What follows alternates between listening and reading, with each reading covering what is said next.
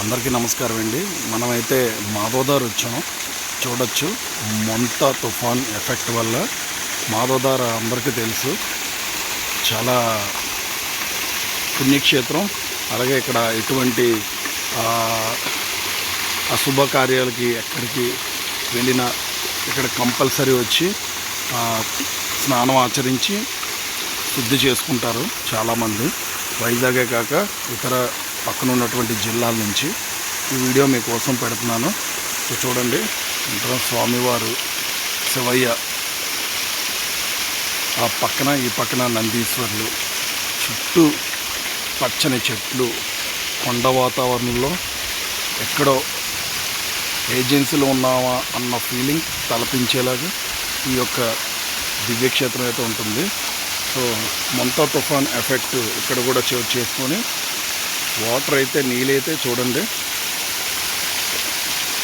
So జలపాతం వలె మెట్ల మీద నుంచి వాటర్ అయితే మీకోసం చూపిస్తున్నాను.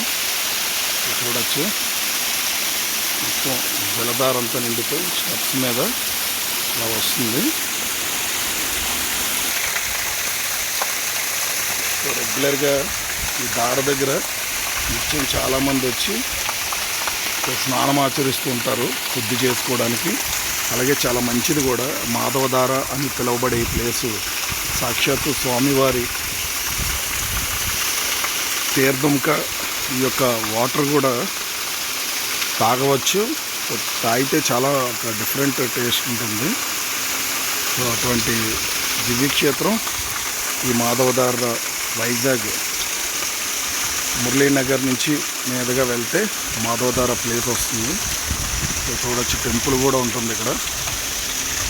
సో చుట్టూ చెట్లు, ఎటు చూసిన చెట్లు.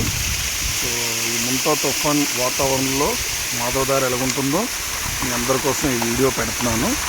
సో దయచేసి అందరూ కూడా వీడియో చూస్తూ సపోర్ట్ చేస్తారని కోరుకుంటున్నాను. అలాగే సబ్స్క్రైబ్ చేయండి friends.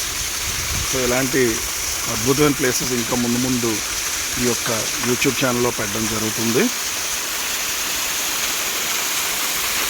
Thank you. Bye friends.